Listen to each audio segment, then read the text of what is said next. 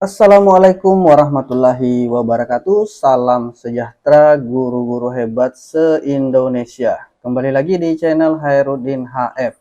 Pada kesempatan ini kita akan melanjutkan pembahasan tentang e-rapor kurikulum merdeka Bapak Ibu ya. Jadi di video-video sebelumnya saya sudah menjelaskan mulai dari cara install sampai dengan apa sih fungsi dari admin untuk e-rapor. Nah, pada kesempatan ini kita akan membahas tugas sebagai guru dalam menginput nilai. Jadi dalam memberikan penilaian untuk kurikulum merdeka. Namun sebelum kita masuk di e-rapor, Bapak Ibu, saya ingin memperlihatkan dulu contoh simulasi untuk proses penilaian ya pada kurikulum merdeka ini, Bapak Ibu. Jadi nanti setiap mata pelajaran itu untuk satu siswa itu nilainya 1 saja, Bapak Ibu ya. Jadi nilai akhir dari semua tujuan pembelajaran. Nah, beda dengan tahun lalu waktu kurikulum 2013. Di 2013 kemarin, tahun lalu, itu setiap nilai KD atau setiap KD itu semuanya masing-masing diambil nilainya. Nah, kalau ini Bapak Ibu, nanti kita ambil nilai akhir saja. Jadi satu mata pelajaran nanti itu satu saja nilai yang diinput di rapor, yaitu nilai akhir rapor. Nah, nilai akhir itu Bapak Ibu bisa diperoleh dengan berbagai cara. Ini ada alternatif pertama Bapak Ibu yang bisa lakukan, itu melakukan tes formatif dan sumatif. Ada tes formatifnya, ada tes sumatifnya, dan ada juga sumatif akhir semester, atau bisa juga biasa yang kalau di kurikulum 2013 disebut penilaian akhir semester. Nah, Bapak Ibu, untuk tes formatifnya itu Bapak Ibu bisa lakukan di setiap tujuan pembelajaran ya. Ini formatif 1 di tujuan pembelajaran 1, kemudian formatif 2 di tujuan pembelajaran 2 pada bilangan caca. Ini bisa Bapak Ibu lakukan, kemudian dirata-ratakan untuk nilai formatifnya. Kemudian untuk tes sumatifnya ini jadi di setiap tujuan pembelajaran dilakukan tes formatif. Kemudian nanti di akhir materi bilangan caca, ini contoh ya, di akhir materi bilangan caca dilakukan lagi penilaian sumatif untuk bilangan caca. Kemudian dilakukan juga penilaian sumatif untuk keliling dan luas bangun datar.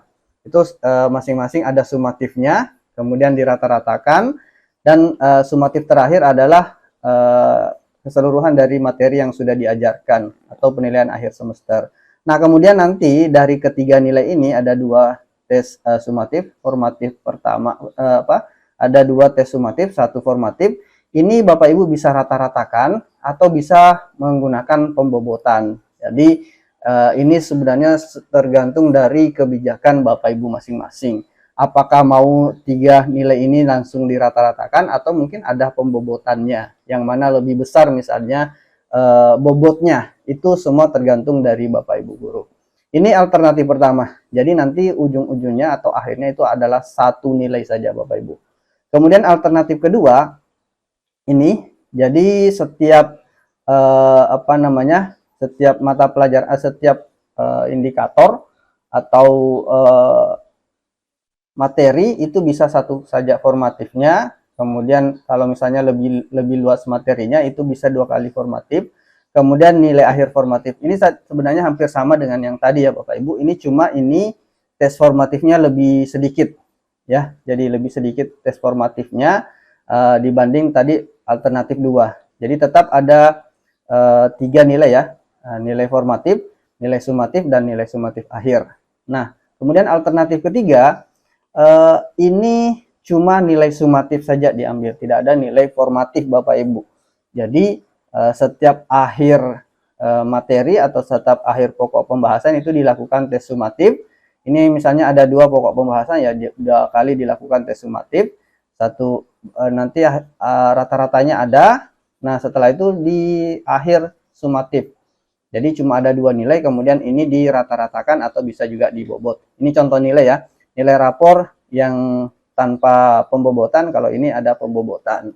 Jadi kurang lebih seperti itu Bapak Ibu ya. Semuanya sebenarnya diserahkan kepada Bapak Ibu bagaimana proses pengolahan nilainya. Ini cuma sekedar alternatif-alternatif yang Bapak Ibu bisa contoh. Nah, sekarang Bapak Ibu, kita akan melanjutkan apa yang perlu dipersiapkan untuk wali kelas atau guru mata pelajaran, yaitu tujuan pembelajaran dari setiap mata pelajaran.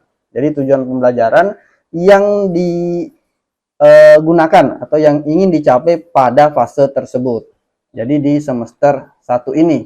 Nah, sekarang pertama-tama saya akan login dulu. Saya akan gunakan akun saya untuk login Bapak Ibu, walaupun nanti saya login ini masuk di kelas 5. Tapi tidak masalah. Ini cuma sekedar contoh. Yang sebenarnya kan untuk kurikulum Merdeka itu kelas 1 dan kelas 4, tapi tidak masalah, ini cuma sekedar contoh. Saya akan contohkan di akun saya kelas 5. 19. Passwordnya 1234556. Masuk.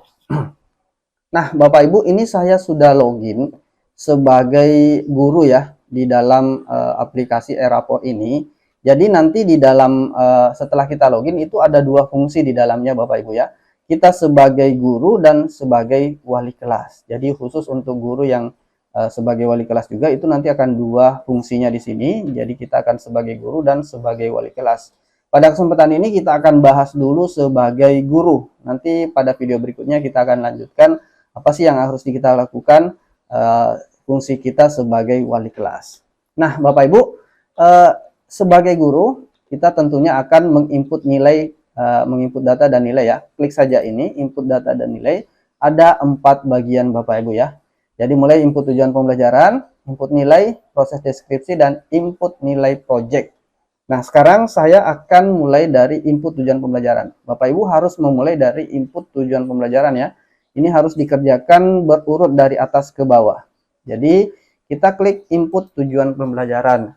Nah, khusus untuk kurikulum Merdeka ini Bapak Ibu ya, itu tidak disediakan tujuan pembelajaran.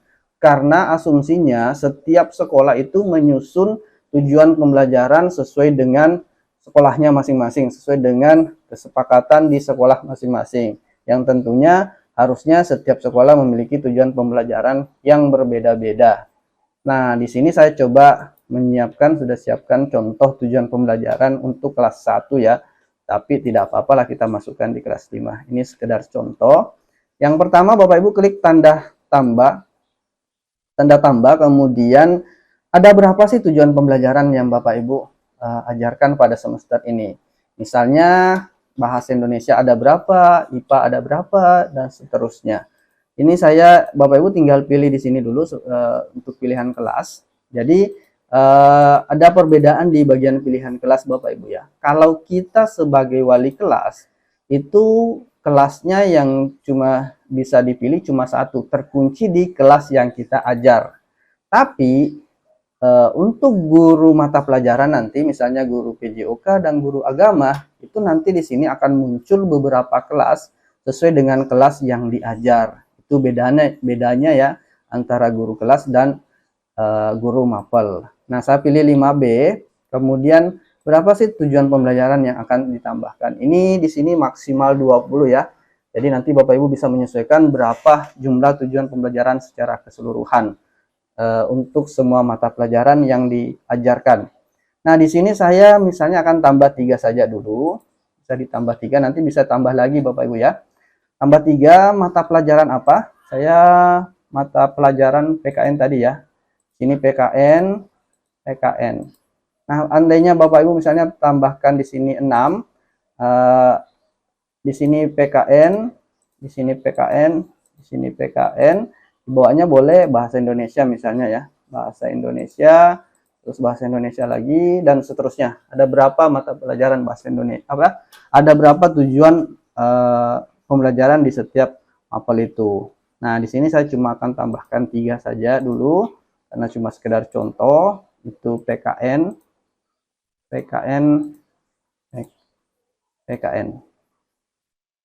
Nah, ini sudah terkunci di kelas 5B ya Bapak Ibu. Kemudian kita akan masukkan tujuan pembelajaran. Ini kan ada 3 Bapak Ibu ya. Supaya tidak bolak-balik copy satu persatu, ini kita blok saja semua. Di copy.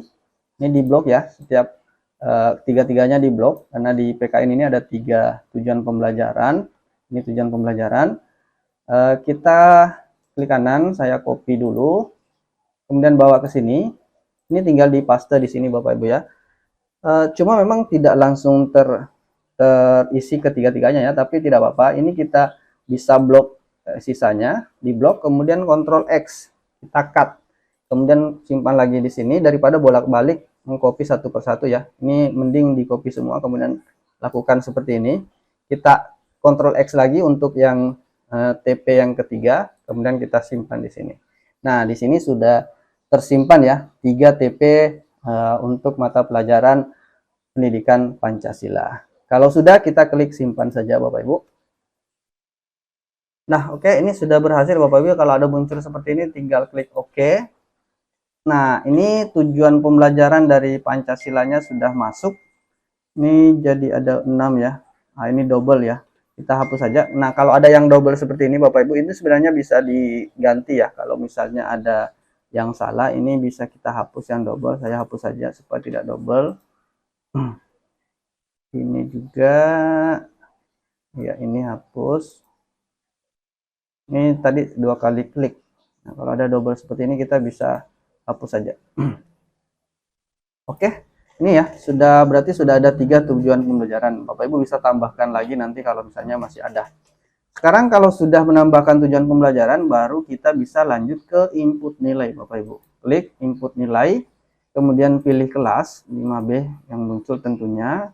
Kemudian kita input satu persatu nilai dari siswa untuk kelas ini ya Bapak Ibu, kelas 5B misalnya.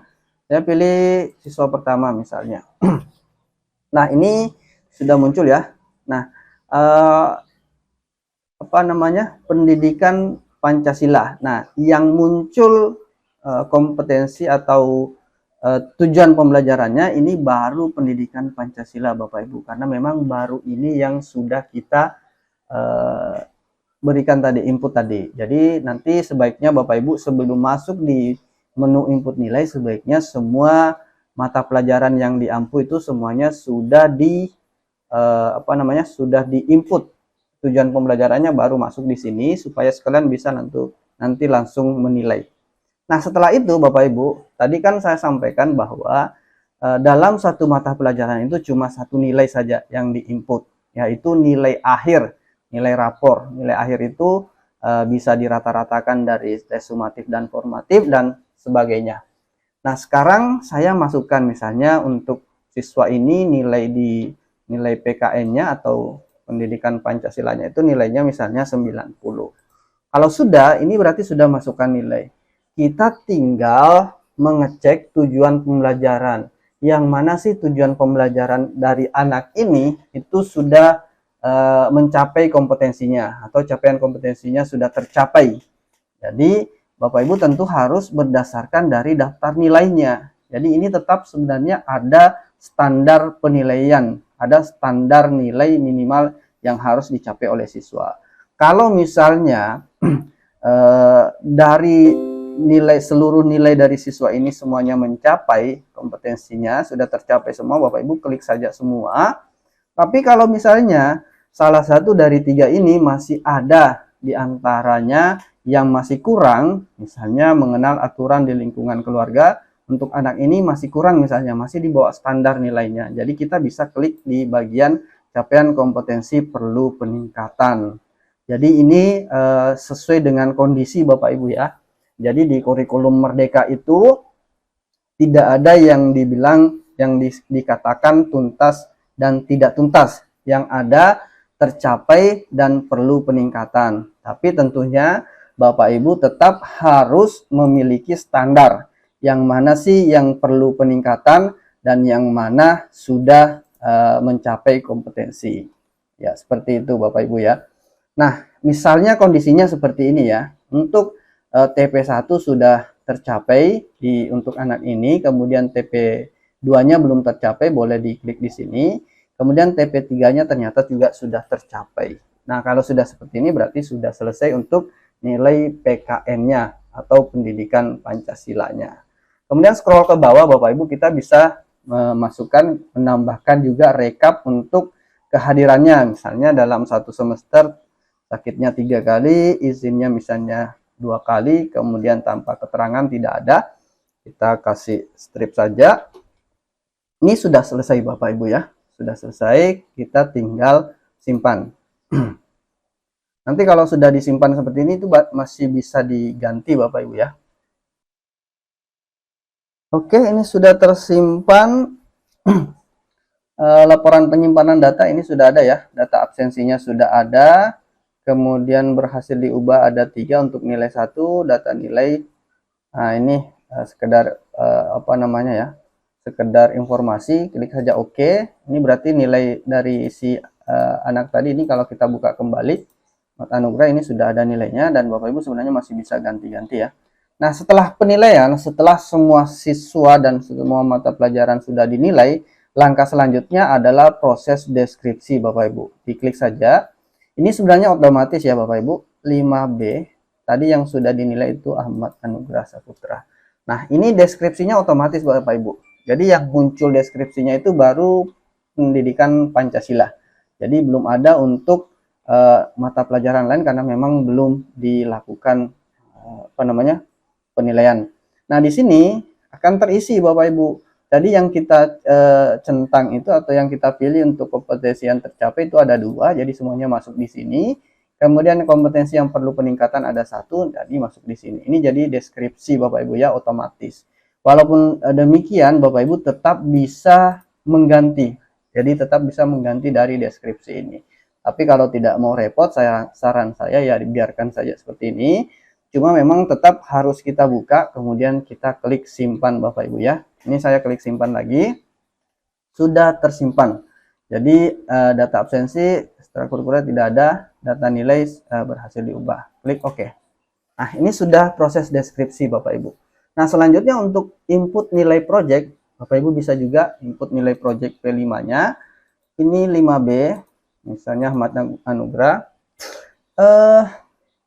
Oh ya, saya belum ini ya Bapak Ibu. Saya akan coba di kelas ini karena di apa namanya di kelas 5B ini belum di setting projectnya. Saya akan coba keluar dulu. Saya akan keluar dulu, masuk di akun guru yang kelas 1 ya Bapak Ibu ya. Ini saya keluar dulu dari akun saya. Ini kalau pilihan logout bisa diklik di sini Bapak Ibu. Saya logout dulu. Oke, saya akan masuk menggunakan akun guru yang lain karena apa namanya di kelas 5 kemarin itu di akun admin belum disetting untuk project P5-nya. Baik, Bapak Ibu, ini sudah masuk. Saya sudah masuk menggunakan akun untuk guru kelas 4 ya. Kita tinggal coba input nilai project ya. Klik saja input nilai project. Kemudian pilih kelasnya, kelas 4, terus kita pilih satu persatu nama siswa ya, mulai dari nama siswa yang pertama. Di sini ada sudah pemahaman, ini nama project ya, nama project yang sudah ditulis di admin, tapi ini bisa diganti juga, jadi pemanfaatan sampah organik. Nah, di sini ada deskripsinya, Bapak Ibu bisa pilih deskripsinya, peserta didik memahami dampak aktivitas manusia baik jangka pendek maupun jangka panjang. Ini nanti oh ya Bapak Ibu untuk input apa namanya deskripsi project itu jangan terlalu panjang ya. Kemarin saya contohkan itu lumayan panjang untuk deskripsinya, itu ternyata tidak terbaca kalau terlalu panjang Bapak Ibu. Jadi usahakan deskripsinya itu poin-poin penting dari projectnya saja dituliskan, tidak usah terlalu panjang. Nah, Bapak Ibu, untuk nilai-nilai atau poin-poin yang ada di sini itu sesuai dengan yang dipilih oleh admin yang pada saat penugasan project.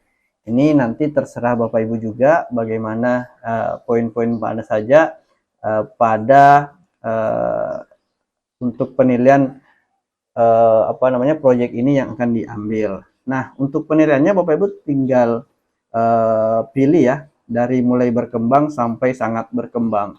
Misalnya nilai dari penguatan profil Pancasilanya itu tentang memahami sifat-sifat Tuhan utama lainnya yang mengaitkan sifat-sifat tersebut dengan konsep dirinya dan ciptaannya. Ini Bapak Ibu tinggal centang satu persatu. Misalnya sudah berkembang, ini saya coba pilih secara acak saja seperti ini.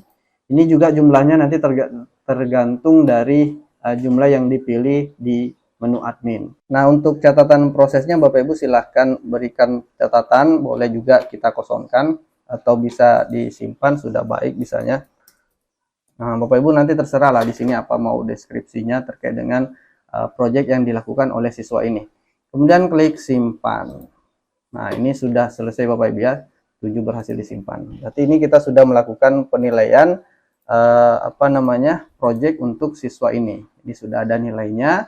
Nanti Bapak Ibu langkah selanjutnya adalah setelah sampai di input nilai proyek, walaupun sebenarnya Bapak Ibu ya untuk proyek P5 itu nanti di print rapornya di akhir tahun ajaran, tapi tidak apa-apa, kita kan di semester ini juga ada proyek yang selesai, jadi itu saja dulu yang kita nilai.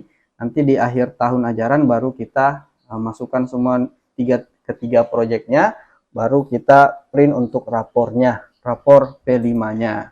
Nah, untuk fungsi berikutnya, karena ini videonya sudah terlalu panjang, untuk fungsi sebagai menu wali kelas atau sebagai wali kelas, nanti kita akan bahas di video berikutnya. Jadi untuk sementara di video ini kita cuma bahas cara menginput di bagian tugas sebagai guru, input data dan nilai, mulai dari tujuan pembelajaran, input nilai, proses deskripsi, dan input nilai project. Baik Bapak Ibu, untuk sementara itu dulu, mudah-mudahan bermanfaat. Jangan lupa subscribe dan like channel ini, jangan lupa juga bisa di-share video ini jika dirasa bermanfaat. Terima kasih, Assalamualaikum warahmatullahi wabarakatuh.